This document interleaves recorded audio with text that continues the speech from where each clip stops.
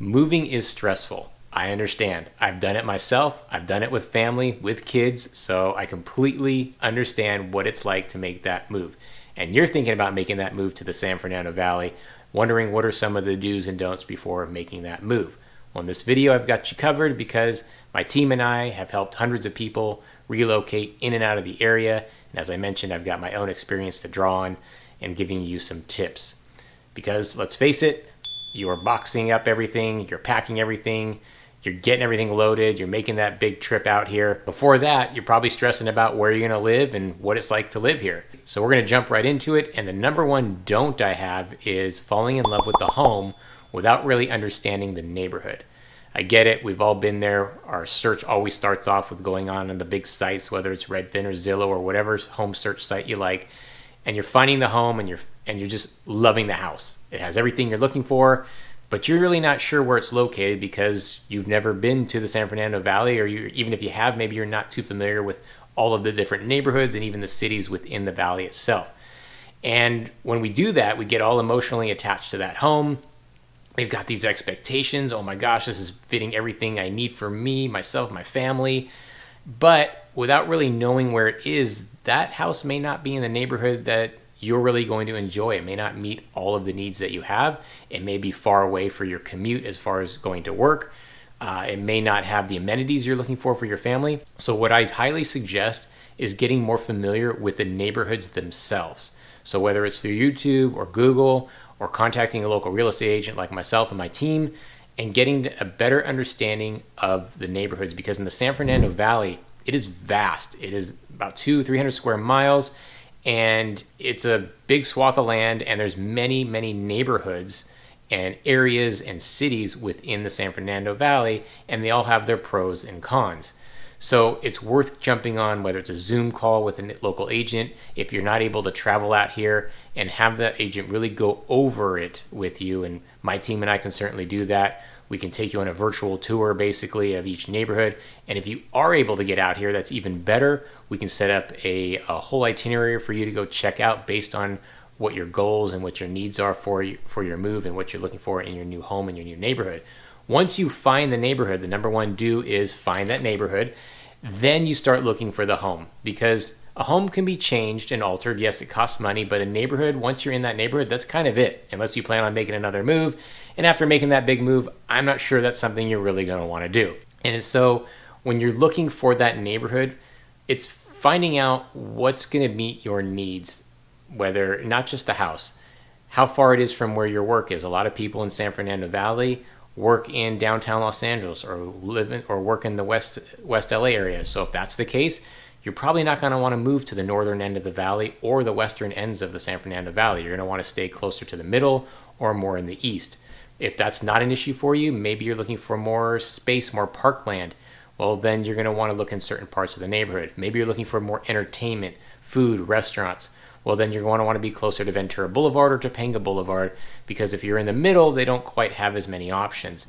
So it really depends on your lifestyle, and that's going to determine the type of neighborhood you're going to want to live in. Because as far as the home goes, again, it can be altered and changed, but it's location when it comes to that neighborhood. So number one, don't fall in love with that house before understanding the neighborhood. Number one, do get yourself familiar with the neighborhood, then go ahead and search for that home within that neighborhood. Again, I'm Dave Fine with the Real Estate Dads right here in Los Angeles. Welcome to the channel, or welcome back if you've been here before.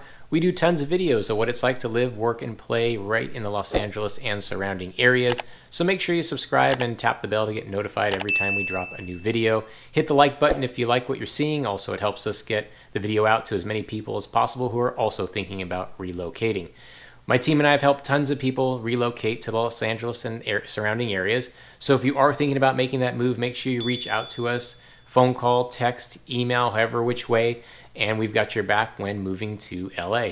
All right, the number two don't I have applies if you've got a family, and that is don't get caught up in the school rankings that you're finding when you're doing your search. Don't do that. We understand schools are important. I get it. I've got 2 young kids in myself, so I do research when I've made my moves in the past, and when our clients are making their moves.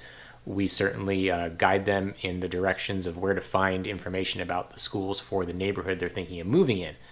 But these rankings, and by the way, you can get these They're public. You can get them at greatschools.org. They have them on your Redfins and Zillows probably as well.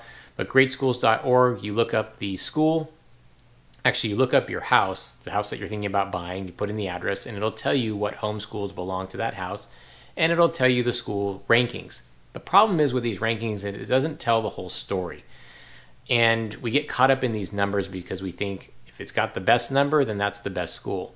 The issue is that the San Fernando Valley is a very diverse community. Not being an issue in a bad way, but it's the issue with how these rankings are put out. The diversity is amazing. In another video, I talk about why I think it's so important for to be exposed and our kids to be exposed. But it does affect the school testing because in many times these school tests, these statewide tests that they offer, they're not in the languages that are native and familiar to a lot of people taking the test. So their scoring is not as high even though they know the material. So because of that, those rankings could be lower than what they should be. And again, rankings don't tell the full story. It's just testing. It doesn't really speak to the culture of the school, the involvement of the parents. And so I just wouldn't get caught up with that. Now, we can't steer in any way. I'm not going to tell you what school is the best school to go to. We've got plenty of options, whether it's public or private. What I would do, and my second do, is do some research outside of what the school rankings are. We can put you in touch with past clients. If we have our own personal experience, we can share our personal experience. You can call up these schools, and a lot of them are open to doing virtual walkthroughs. You can talk with the administration. They're happy to share what they do with the schools. They'll direct you to their website. You can get more information there as well. But you can also kind of talk to neighbors who may be sending their kids to those schools. So when you are searching for homes and you're in the San Fernando area actively looking, don't be afraid to talk to neighbors. We'll actually knock on doors for you, and you can speak with the neighbors directly themselves and see how they feel about their kids going to that school. And they will tell you, and they will be completely honest with you with what they like and what they don't like. So again, the number 2 don't would be don't fall in love with those school ranking scores when you're looking for schools.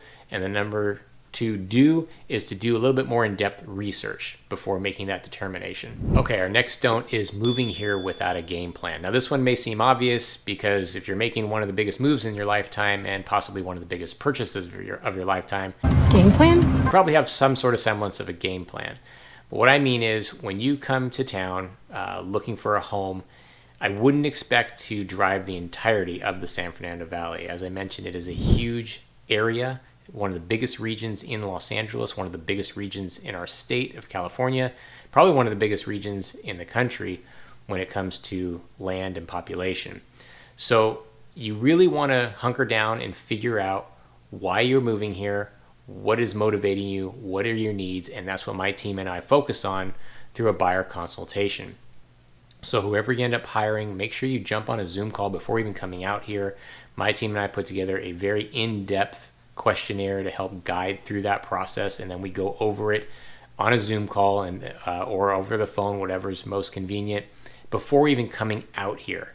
I think that's very important. As a real estate agent, we like to make sure our clients are ready and prepared the moment they land here, and so we don't have to spend the time kind of prepping and figuring out what it is that you're looking for when making the move to the San Fernando Valley. We already know that, so we can just kind of hit the ground running.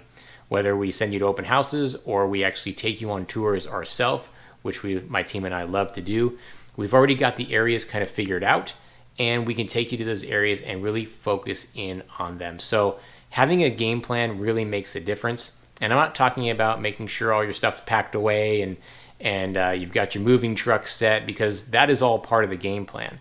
But we want to make sure that once you are here looking for homes, that we've gone over all of your needs and wants. Because again, we don't want to waste time. Your time is valuable, and we want to make sure while your time is here, we're spending it wisely, looking at the homes, looking at the neighborhoods that meet what you're looking for. Now, part of this planning is, I'll just give you a little bit of insight. We're asking you questions of, we have you rank the different factors of a neighborhood. Do you need entertainment? Do you need park space? Do you need walkability? We ask you how far do you want to live from where you work, which is a big one when you're talking about the San Fernando Valley, because again, it's so big and because people tend to work in other parts of the city. We want to make sure that we're putting you in the right neighborhood so you're not spending an hour or 2 hours of your day in traffic. So game planning is big. Make sure that that is part of your process before coming here to even search for homes. Okay, the next thing you want to make sure you do is get a pre-approval letter before making the trip out here to look for homes. And I was pre-approved. Now, if you're a cash buyer, I'll speak to that in a moment. But if you're someone who's getting financing, getting that pre-approval letter is an integral part of the process that gets done at the beginning, because the last thing you want to do is waste your time looking at neighborhoods, looking at homes that are not within your price range or within your comfort level. Now, the market has cooled off a little bit, but that is not to say that in very desirable areas that we are still seeing multiple offers. And in order to make that offer stick or even being looked at, you're going to need that pre-approval letter. Now, I highly recommend you get a pre-approval letter from either a local lender or from somebody that is very familiar with the San Fernando market, because getting one from those quick online companies that where you fill out a questionnaire and they spit out a pre-approval letter, those won't be taken very serious, and it could have a negative effect on your offer. You're not serious. Now, in order to get that pre-approval letter, you really should be supplying your loan officer with your bank statements, your W-2s if you're a W-2, your 1099s if you're self-employed, your tax returns, so they can get a full financial picture of what it looks like to lend money to you as the borrower for a home purchase. Without that, if they're not asking for that, or if you're not supplying that to somebody, then whatever they provide you is really not a legitimate pre-approval letter. So again, highly recommend that you get this done. My team and I can help you with that and guide you to a few different resources so you can choose from one of them. But it is highly recommended that you do that before you even make the move out here. Really should be done before you even start searching for homes, so you're just not even wasting time again on your home search. Okay, this next one may seem a little silly, but I'm going to bring it up anyway because we are a car culture in the San Fernando Valley. So if you're going to move here, make sure you're coming here with a very reliable car, especially if you're coming from other parts of the country like New York or San Francisco. Bring the car. Where they have great public transportation. Now in Los Angeles, we are working on it. I've done many videos of the traffic here, but I'm going to speak to it a little bit. If you're going to move to the San Fernando Valley, make sure you've got a car that's working, because you're most likely going to be driving, commuting anywhere you go. Yes, we have public transportation like buses and light rail and some subway, but they really don't take you to exactly where you need to be. It's very disjointed. It may take you east and west or north and south, but once you get to that destination, you may have to jump on an Uber or a taxi or hoof it for blocks and blocks and blocks just to get to where you're looking to go. So most people are driving cars here. You're going to be sitting in traffic. You're going to be doing a lot of wear and tear in your car. The weather may not cause problems for your car, like snow, sleet, and rain, but the amount of driving, idling, and sitting there on the freeways and the roads could make a toll on your car. So make sure when you're moving here, have that reliable transportation, because you're definitely going to need it. All right, so those are some of the do's and don'ts for moving to the San Fernando Valley. As I mentioned, my team and I can help you with that game plan so you're ready to hit the ground running as soon as you touch down and start looking for homes. Make sure you subscribe and tap the bell to get notified, and hit that like button if you enjoyed this video, and we'll see you on the next one.